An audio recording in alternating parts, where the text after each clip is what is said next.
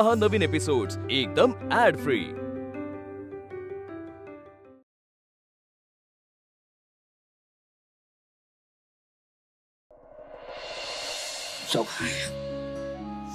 नीट पहिलं झालं, आलंय नॉर्मल आलंय बीपी आता। केली ना मीनाने कमाल केली की नाही? ज्या मीनाचा हात लागला ना, मीनाचा हात पेशंटला लागला की पेशंट एकदम ठणठणीत। मग तिलाच घरी ठेवून घ्या ना। चिडू नका तुम्ही, तर बीपी परत वाढेल। हा तुम्ही काय आबोलात धरलायत अजून की माफ करून टाकलं मुलींना? हा म्हणजे विचार करतोय मी, करूया माफ होतं त्यांना। इतक्या लगेच तुम्हाला नॉर्मल कसं होता येतो? आणि माझा आपला बीपी वर खाली ह्याचाच राग येतो मला। म्हणजे शेवटी वाईट कोण ठरतं? आई ना। अण्णांना काय राग धरूनच ठेवता येत नाही। अगदीच काय सोडलेलं नाही मी राग, थोडासा धरून ठेवलाय मनामध्ये। छोटी गोष्ट होती का होती? त्या मुलाला काही झालं असतं तर? आता फक्त नूतनताई घरी येऊन अपमान करून गेल्यात, पोलिसांना घेऊन आले असते तर? तुम्ही बघायला हवं होतं, एवढा राग आला होता त्यांना, इतकी बडबड केली बापरे। आणि हे सगळं सहन करायला मी एकटी होते घरी। हळूहळू आता तुमचं बीपी नॉर्मल झालंय, परत आता वाढवून घेणार आहात का मला सांगा? तुम्ही विषय बदलू नका ना। मग काय करू मला सांगा? मारू त्यांना? ओरडू? अद्वा बोलू? काय करू? काय मी आपल्या वेळेला आपल्या आई वडील हातात काठी घेऊन उभं राहायचे, त्याचं काठी घेऊन उभं राहू का? आत्ताची पिढी आहे ती, आपण धाक नाही दाखवू शकत त्यांना। तर आपण कधी पट्टी घेऊन त्यांना भीती दाखवली आहे का मला सांग? नाही ना, आपल्या घराचं वळणच नाहीये तसं। सुमन, एक लक्षात घ्या, मी आहे डॉक्टर, त्यामुळे पेशंटचा एखादा अवयव नीट काम करत नसेल ना, एखादी जखम खूपच चिघळली आहे बघून लगेच पाय कापून टाकतो का आम्ही? तो आमचा सगळ्यात शेवटचा इलाज असतो। म्हणजे जिथे सगळे उपचार संपतात, थांबतात, आता पेशंटला वाचवणं महत्वाचं आहे, हे जेव्हा लक्षात येतं त्यावेळेला मग तो भाग कापून टाकतो आम्ही। पेशंटचं बीपी खूपच वाढलंय म्हणून काय लगेच बीपीच्या गोळ्या सुरू करत नाही आम्ही। काय आहे, मी आहे ओल्ड स्कूलवाला, अशीच प्रॅक्टिस करतो मी। शक्यतो पेशंटचा दुबळा दुखरा अवयव बरा करून त्याचा शरीराशी समन्वय कसा साधता येईल ते आम्ही आधी बघतो, शेवटपर्यंत प्रयत्न करत राहतो मी। कसं आहे सुमन, या दुखण्याच्या ना दोन बाजू आहेत, एक त्यांची, तरी त्या पूर्णतः चुकलेल्याच आहेत, याबद्दल मनात अजिबात शंका नाहीये, आणि दुसरी बाजू आपली, म्हणजे आपल्या मुलींना आपल्याबद्दल तेवढा विश्वास नाही वाटला, आपल्याशी मोकळेपणाने बोलू शकल्या नाहीत त्या, ही आपली चूक आहे ना। बरं, आता या दुसऱ्या गोष्टीचं सुद्धा मला भान आहे, पण म्हणून मी काय झिडकारू त्यांना? हा, आता जी शिक्षा आपण त्यांना देतोय ती शिक्षा आपल्याला सुद्धा झालीच आहे ना। त्यांच्याशी न बोलून आपल्याला काही बरं वाटतंय का मला सांगा? वाटतंय बरं? नाही ना। किती काही झालं असेल त्यांच्या हातून, किती चुका झाल्या असतील, तरी आता त्यांना योग्य मार्ग दाखवून आपण त्यांना पदराखाली घेणं हे आपलं कर्तव्य आहे, कारण आपण आई बाबा आहोत त्यांचे, आपला आधार हा त्यांचा हक्क आहे, आणि त्यांना आधार देणं हे आपलं कर्तव्य आहे, बरोबर ना? आणि इतक्या वर्षात पहिल्यांदा आपल्या मुलींच्या हातून काहीतरी चुकलंय, आणि त्याची शिक्षा त्यांना मिळाली आहे। आता त्यांना असं फार काळ एकटं टाकणं मला काही योग्य वाटत नाहीये। पोरींच्या डोळ्यातलं पाणी खळत नाहीये। मला वाटतं सुमन, आपण त्यांना आता माफ करूया। त्यांचं जे काही चुकलंय ना याची जाणीव करून देऊया त्यांना, असं मला वाटतंय। बघा, तुम्हाला जर माझं म्हणणं पटत नसेल तर करा, तुम्ही शांतपणे विचार करा, जो काही निर्णय घ्यायचा असेल ना तो आपण दोघांनी मिळून घेऊया। हा, तुम्ही आता शांतपणे झोपा, ठरवू आपण काय ते। इतकं छान मुद्देसूद समजवणं मला कधी जमणार हो? कदाचित माझ्या प्रोफेशनमुळे असेल हे. आणि कसं आहे सुमन हो, आपल्या दोघांची भूमिका वेगवेगळ्या आहेत. तुम्ही सुद्धा तुमच्या आईच्या भूमिकेतून जे काही वागला, जे काही केलंय ते योग्यच आहे, अगदी बरोबर आहे.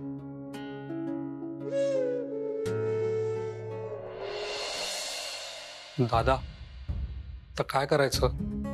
कसं निस्तरायचं हे सगळं? मी सांगेन ते ऐकणारस का तू? हो, तू म्हणशील ते करायला तयार आहे मी. त्या मुलीचा विचार मनातनं काढून टाक. तिचा नाद सोड विक्रांत. विक्रांत, ती मुलगी किंवा आई यापैकी एक काहीतरी निवड.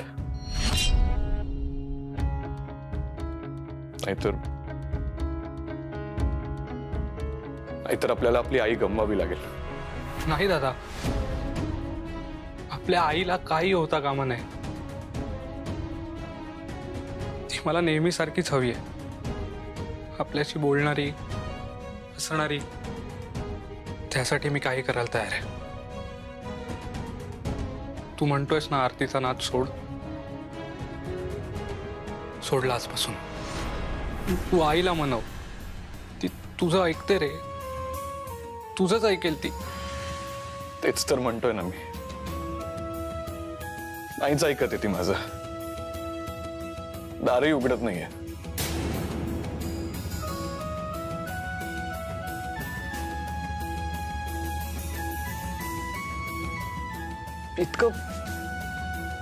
इतकं हेल्पलेस मला कधीच वाटलं नव्हतं. काय करावं काहीच कळत नाहीये.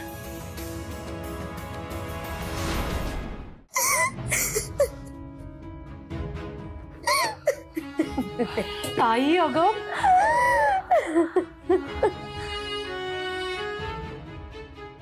हे बघ, शांत हो. शांत हो, सगळं ठीक होईल. मी खूप हेल्पलेस फील करते ग अमूल्य. ताई अगं, मी पण. हे बघ ताई, तू रडू नकोस. सगळं काही व्यवस्थित होईल. अमूल्य, तू मला सांगत असतेस रडू नको म्हणून, पण तू सुद्धा तर रडत असतेस ना. तू फक्त दाखवतेस की सगळं नॉर्मल आहे, पण काहीच नॉर्मल नाही आणि ते होणारही नाही. सगळं विस्कळीत झालंय. सगळं माझ्यामुळे झालंय. हे बघ, स्वतःला दोष देऊ नकोस. ह्यात तुझ्या एकटीचा दोष नाही अगं. अमूल्य, का आईचा बीपी वाढलाय. अण्णा काय म्हणाले ऐकलंस ना? आईला ऍडमिट करावं लागू शकतं. किती त्रास होत असेल तिला. अमूल्य, आईला काही होणार तर नाही ना? हे बघ, काही होणार नाही आईला. आपले अण्णा जगातले बेस्ट डॉक्टर आहेत. ते आईला काहीच नाही होऊ देणार. तू शांत हो बरं. आई होईल बरी. ती होईल ग बरी, पण आपल्यातली नाती ते तसेच राहतील का? ते कधी बरे होणार? ती मीना आपल्या समोर आपली जागा घेत होती आणि आपण तिला काहीच बोलू नाही शकलो. हे बघ, तू त्या मीनाकडे लक्ष नको देऊ बरं. तिला गॉसिपच लागतं. अगं, स्वभावच आहे तिचा. अमूल्य, आपल्या समोर आई तिला म्हणाली की तुझ्यासारखी मुलगी असायला हवी. म्हणजे आपण चांगल्या मुली नाही होत हाच अर्थ होतो ना याचा. शांत हो, सगळं ठीक होईल. आपण आपल्या परीने पूर्ण प्रयत्न करू की आपल्याकडून आईला काहीच त्रास नाही होणार. हा हो, आज नंतर आई आणि अण्णांना आपल्यामुळे काहीच त्रास नाही होणार. मी होऊच नाही देणार. आपण चुकलोय. ह्या सगळ्या गोष्टींना आपण आधीच आई आणि अण्णांना सांगायला हव्या होत्या. पण तूच म्हणालीस म्हणून. ताई अगं, मला तरी काय माहिती होतं ग की हे प्रकरण असं वळण घेईल आणि आपल्याच घराशी येईल. माझं चुकलं ग. जर विक्रांतने हे सगळं केलंच नसतं ना तर हे झालंच नसतं. ह्या सगळ्या जड तडच्या गोष्टी आणि जर तरला काही अर्थ नसतो. हे बघ, आपण ना आता पुढे काय करायचं ना हे ठरवायला पाहिजे. कळतंय का तुला? मी ठरवलंय, मी विक्रांतचा विचार सुद्धा करणार नाही. आणि आई आणि अण्णा ज्या दिवशी गौतमशी लग्न करायला सांगतील मी त्या दिवशी त्याच्याशी लग्न करेन. आणि गौतमच काय कोणाशीही करेन. ताई अगं तुला अमूल्य, आई आणि अण्णांसमोर काहीच महत्वाचं नाहीये माझ्यासाठी. मग तू अशा माणसाशी लग्न करणार आहे का जो तुला आवडत सुद्धा नाही? अशा माणसाशी लग्न करणं सोपं असतं? सुखी राहशील तू? अगं हा वेडेपणा आहे. करेन मी तो वेडेपणा. मी सुखी असेन की नाही मला माहित नाही, पण आई आणि अण्णा सुखी असतील आणि त्यांना बघून मी समाधानी असेल. अमूल्य, आई आणि अण्णांची निवड चुकणार नाही. आणि त्यांनी माझ्यासाठी निवडलंय म्हणजे ते योग्यच असणार. त्यामुळे आता काहीही झालं तरी ते जे म्हणतील मी तेच करेन.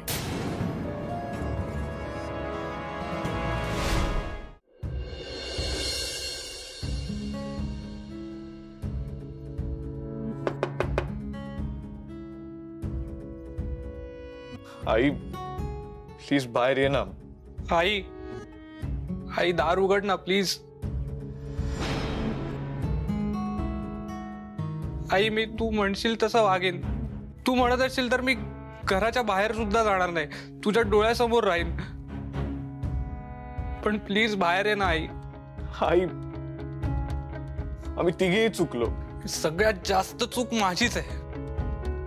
आई, हवं तर तू माझ्याशी नको बोलूस, पण दादाशी तरी बोल ना. तुला तुला हवी ती शिक्षा दे आम्हाला, पण असं आबोला धरू नकोस का आई. आई नको ना असं स्वतःला कोंडून घेऊच. मी कुठे कोंडून घेतलंय? मी माझ्या खोलीत आहे. असा स्वतःला त्रास करून घेऊन काय होणार आहे? मी काही त्रास करून घेत नाहीये. आणि परक्या लोकांसाठी मी का स्वतःला त्रास करून घ्यायचा? आई, तुला पहिल्यांदा इतकं रागवलेलं बघितलंय. तू प्लीज माफ कर ना आम्हाला, प्लीज. हवं तर ना तू मार आम्हाला. हा हो, मार. आता चुकलं. विक्रांत, विक्रांत, अरे काय करतोय से? माझ्या चुकीची शिक्षा देतोय स्वतःला. आई पटलंय अगं मला. तू ये ना बाहेर. मी कोणालाही त्रास देत नाहीये आणि मला कोणाचा त्रास होतही नाहीये. तुम्ही जा इथून सगळेजण, मला एकटीला राहू देत. उगाच माझी काळजी असल्याची नाटकं करू नका. माझं इथे कोणीच नाहीये, या घरात नाही, या जगात नाही.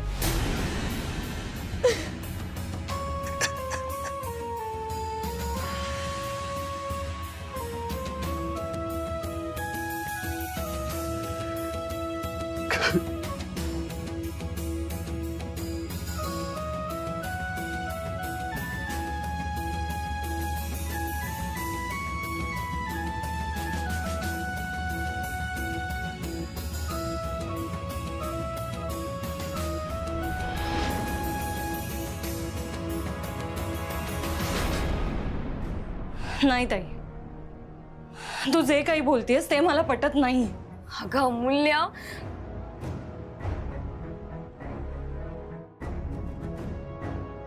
मी जे करते ते अगदी मनापासून करते.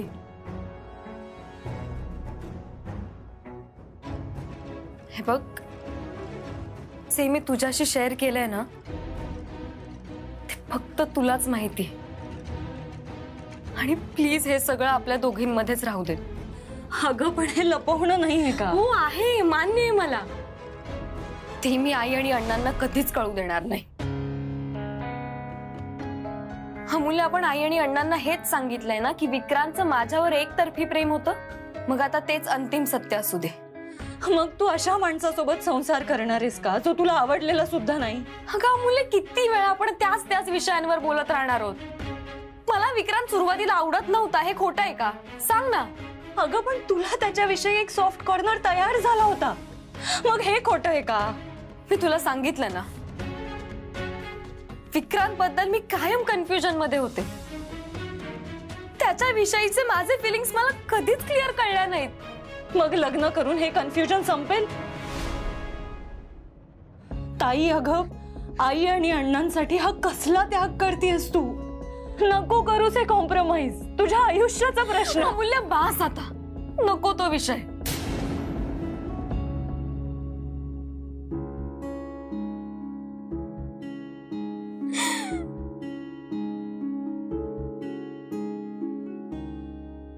माझ्यामुळे तुम्हा सगळ्यांना झाला तेवढा मनस्ताप खूप झाला. आता यापुढे नाही वाढवायचंय. अमूल्य, जे मी तुला सांगितलंय ना, ते कधीच कुठेच कुणालाच सांगू नकोस. ताई, पण तुला माझी शपथ आहे. ताई, अगं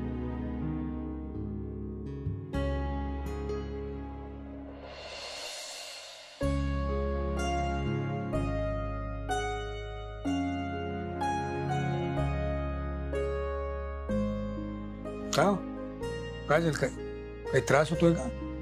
नाही नाही, हा? त्रास काही नाही हो. झोपेत मला भास झाला की तुम्ही जागे आहात. बघितलं तर तो भास नव्हता, खरंच जागे आहात तुम्ही. तुम्ही का उठलात? पण झोप लागत नाहीये? मी व्यवस्थित झोपले होते. तुम्ही का जागे आहात? तुम्हाला झोप लागत नाहीये? झोप लागत नाही म्हणून पुस्तक वाचलं वगैरे असं काही नाहीये. खूप वर्षांपूर्वी वाचलं होतं हे पुस्तक. मनात आलं जरा पुन्हा एकदा वाचूया. काय नाही, एक कष्टकरी आई, तिचा दारोडा नवरा आणि त्यांचं एक मूल. बरोबर वाटेल आपल्याला काय काय आहे काय एवढं या गोष्टीमध्ये. पण तुम्हाला सांगतो, एखाद्या चांगल्या लेखकाचं पुस्तक जितक्यांदा तुम्ही वाचाल ना, तितकं नवीन नवीन तुमच्या हाती काहीतरी लागत राहत. कळतंय. काय अस्वस्थ आहात तुम्ही. अस्वस्थ, बरोबर ओळखलत. म्हणूनच अस्वस्थ असलो की नाही, की अशा कुठल्या तरी पुस्तकात मन रमवायचं. म्हणजे मग आपल्या अडचणींचं जग किती छोटे आहे, लहान आहे हे कळतं आपल्याला, आणि मन थोडं हलकं होतं. मुलींचा विचार करताय ना? आता या वयात मुलींचा नाही तर कोणाचा विचार करणार मी?